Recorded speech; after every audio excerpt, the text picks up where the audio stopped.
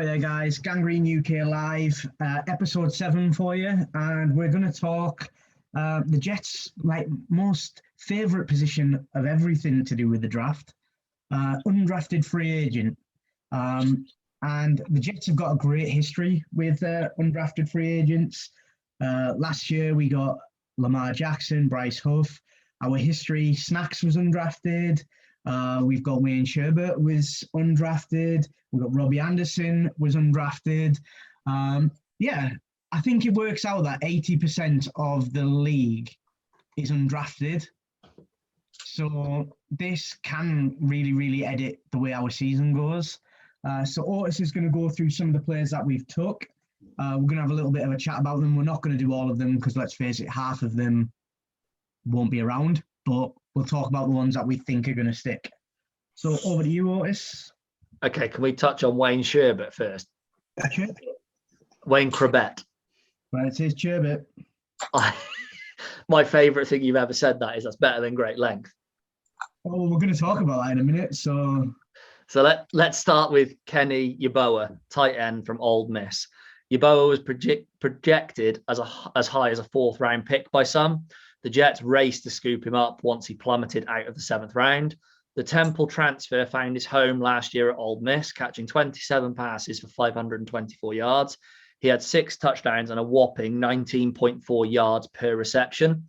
He needs to improve his inline blocking to make the roster. However, in a league that now benefits from flex tight ends that line up like big wide receivers, he's a man that has potential. So how you feel on it, Kane? Because we all know that you had this really, really big man crush on a tight end. It's a tight end, and Yeboah is good, isn't it? Look, I think he's going to start over Herndon, to be honest. Fighting talk. Wow, that's a big claim. That's a huge claim. I'm happy to roll with that. I mean, Kane knows tight ends. I mean, I'm just going to see how many times I get tight ends out without him laughing. James, where are you sitting with it? On your tight end? Potato tight ends anyway, so anything's an improvement from them. Anything to get Herndon off the field is a success in my eyes. So I'll take it. There's not a lot of love for Herndon today. Now, the Yeboah pick for me, I think it's one of them where he fell, and it's another one of those where why, what caused it. I think he's got a lot of potential to kind of make players around him better. You've got to think he played Ole Miss last year with Moore as well. So they understand each other's play. They understand each other's timing. That could actually develop really, really well. That we have potentially a slot receiver and a tight end both running very, very tight to each other.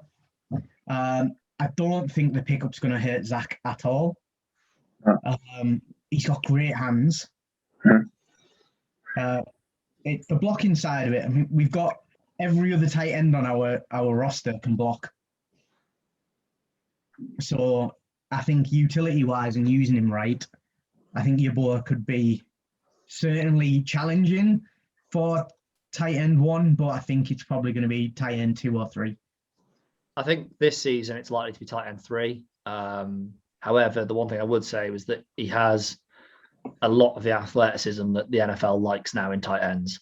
I think it's fair to say that Herndon is a much better complete package than Yeboah. He has the athleticism. He runs routes brilliantly.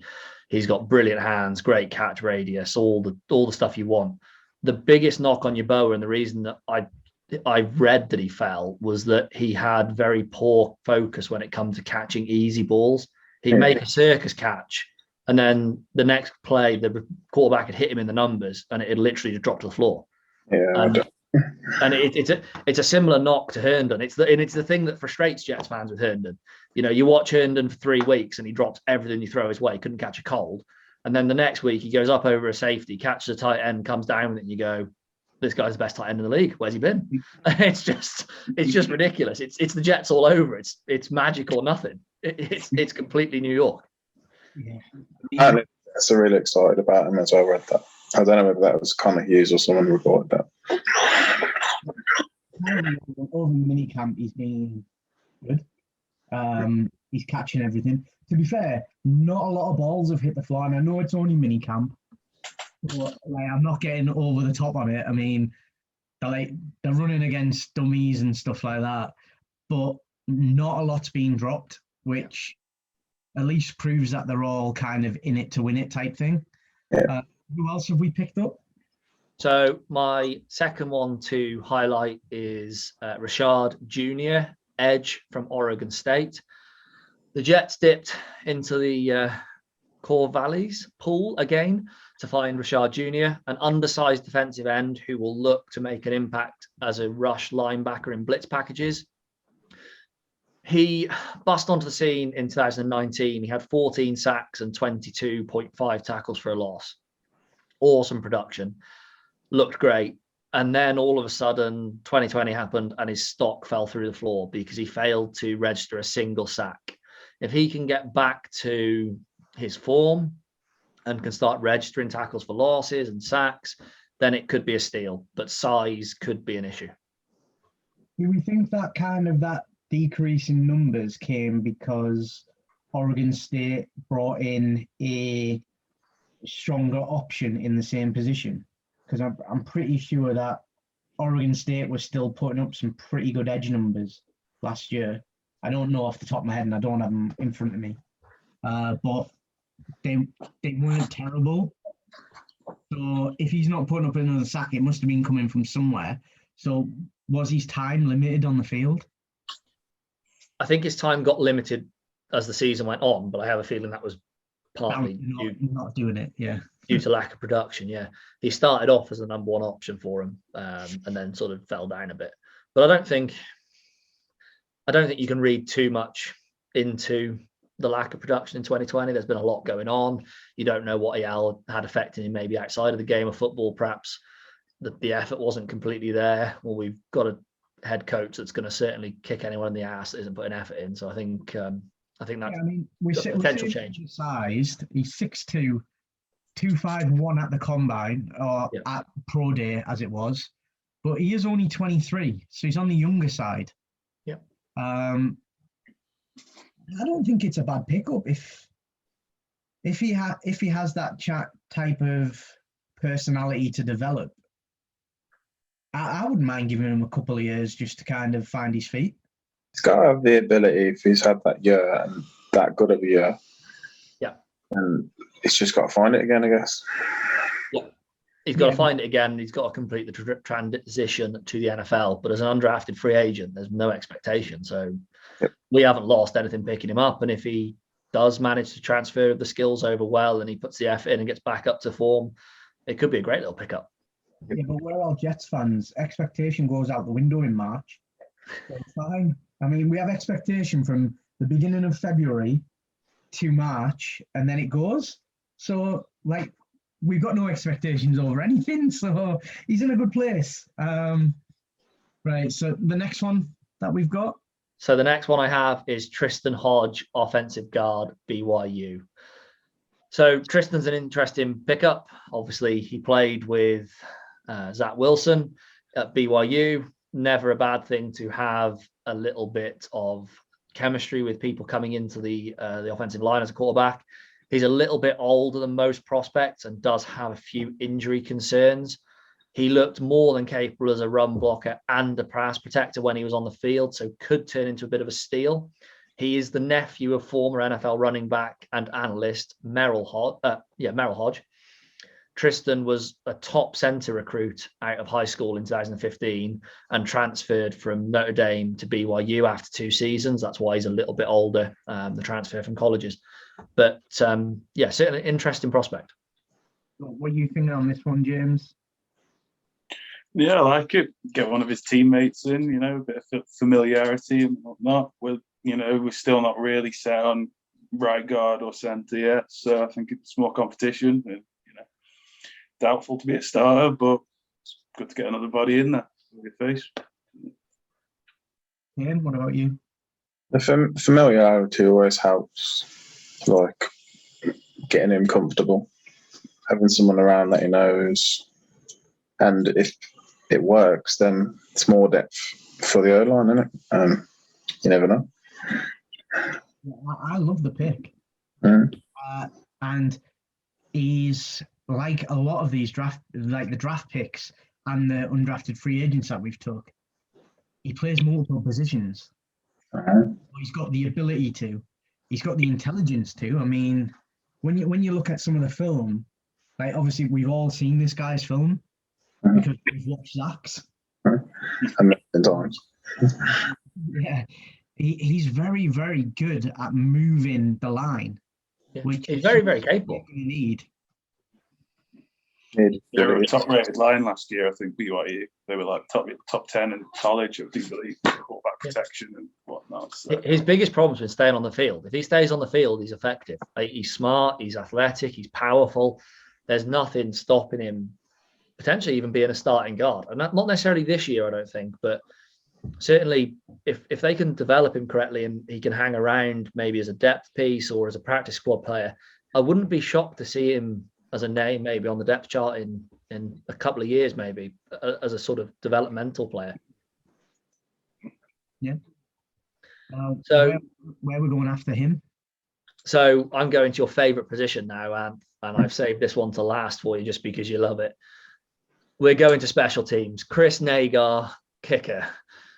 The Jets went out and found some competition at the kicker position, something that's been subpar since letting Jason Myers sign in Seattle. He made 17 of 21 field goals for the Mustangs and will look to improve his accuracy to match his powerhouse leg that connects easily from 55 plus. It's just getting that accuracy on the 55 plus. I'm sure James will do me a favor here and find a clip of him hitting a 71-yard bomb in practice. A little bit wind assisted, admittedly, but 71 yards off the tee, clean over the posts. It was pretty impressive. So let's just put it out there. All I asked for in a kicker was great length. Not the length with the wind behind him. We all know with a little bit of a push, we can all do a little bit better. But yeah, I think kicker-wise, we needed one. We needed to put that challenge in on Fickin. I like the pickup. A lot of people have mentioned he hasn't made any kicks over 50 yards. Well, let's hope that this year we're actually going to move the ball far enough that we don't have to kick over 50.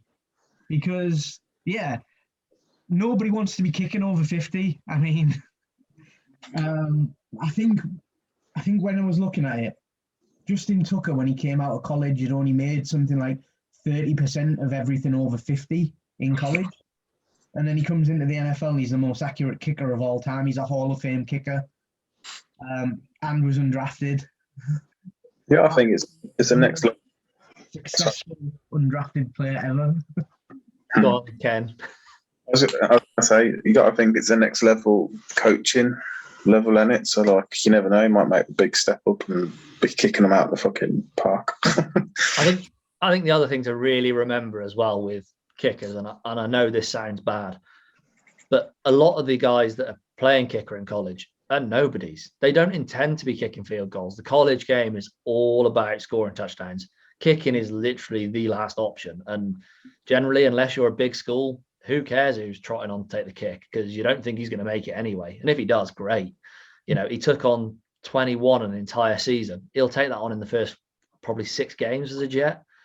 It's not a part of the game that matters in college, really. So although it's good to see them making kicks, and it's, as Ant says, it's good to see them making 50-yarders and everything else, I think it's all about how they take being a full-time football player and how they take being a full-time kicker. He's going to have the opportunity to be a full-time kicker. He's got a powerhouse leg. We've just said it then. Making 55 plus yards up to 60 yards is going to be easy for him. It's not going to be difficult. You don't ask a kicker to kick past 60 yards really, but up to sort of 58 is feasible, I suppose. But yeah, he's certainly got the length to do that. Uh-huh. He's got plenty. That's all we asked for. That's all we asked for. No, my only fear is that the reason he hasn't got that long game accuracy is because he's easily put off. Going into some big stadiums with some noisy crowds, how will that affect him? But you know what? Unless you try it, we're not going to know, are we? So I'd like to see him go and kick it against like the 12 in Seattle, or maybe down in the Dome in New Orleans, which fortunately we don't play in either of them this year, so we're not going to find out this year. Yeah, it's a good pick. I mean, I'm pretty happy with most of the undrafted free agents that we've picked up. Next up. They all fit the mold. They all fit the type that we spoke about multi times. Do we think anybody's going to get cut or dropped? Not necessarily out of obviously we know some of the undrafted free agents. Does anybody see a player that was active last year that we're probably going to go, we're moving on? There's two I think I can see as potential cap casualties, I think you'd call them. And I think the two are Ryan Griffin at tight end and Alex Lewis at guard. I think the way they've picked up undrafted free agents, the fact we've drafted obviously a guard, you've got Clark in there, you've got Greg Van Rotten in there. There's plenty of Feeney. There's plenty of depth at guard to say, if you don't want to pay Alex Lewis 10 million off your trot, no problem. And I think if Yeboah proves that he can catch and he can run and he can be as effective as he was in college once he got going at Ole Miss, tight end 3 spot is potentially available for him. Wesco is going to be in and around that discussion too, probably. So I think you could see Herndon, Croft for your blocking tight end, maybe Yeboah as 3, Wesco down as the fullback stroke tight end. Where does Griffin fit? Does he fit? 10 million? Do you want to save it? Quite likely. They're the two for me. Yeah. What about you, Ken? I think the same, to be fair. Maybe Crowder, but it just all depends, doesn't it, how it plays out. I don't like you. You shouldn't suggest things like that. That's just not cool. We got a wide receiver, isn't it? What do you think, James? Yeah, I'm on the same one, really. Lewis and Griffin. Mainly Lewis, really. And preferably, I want to see Crowder. I want to see, good wide receiver room. I want to really give Wilson every chance to succeed this year. Yeah, I can see a couple going from active to practice squad maybe, and then a couple getting cut. I think Braxton Berrios. Is he still on the team? Or? Yeah, he's still there. I mean, training with the Panthers yesterday. Although he can't come to Jets practices because they opted out, but he's with all the Panthers. And Sam was wearing a green T-shirt while playing for the Panthers, which was just weird. But Lawrence Cager as well. I think he could drop down to the practice squad with all the additions at wide receiver. And there's a couple, kind of that wide receiver room that could take hits. I think if Crowder stays, but Moore excels, we could see Vince Smith bounce between the practice squad and the active with injuries. There's quite a few players that I'm looking at going, there's a chance that you might drop off. Alex Lewis is one that I think they could keep. To have that kind of continuity of like veteran players. But I think they might rework his contract. I'd be up for keeping him if he reworked his contract. He's a big, powerful guard, and if you put him right guard, you give another powerhouse inside. So running up the middle becomes an option when you need that 1 or 2 yard sort of punch, and especially if you're keeping P Ryan for that heavy hitting in the inside. I don't think Lewis is a bad guard. It's just the number. The number's a difficult thing with Lewis, especially with some of these undrafted free agents and later round picks that we picked up and things, and AVT and things. It's just difficult. If Clark's developed like they wanted Clark to develop, that how do you not play him at right guard? You know, it gives you good options. The other thing that's kind of leaning me to it is, obviously we mentioned it on another video, Alex Lewis and George Fant are training together to get that kind of mobility between them so they're both understanding what each other wants. That's great news. Yeah. Because we've got them two on one side, we've got the youth on the other, and then we've got McGovern or we've got Hodge in the middle. All of a sudden, you're looking going, that line could be going places.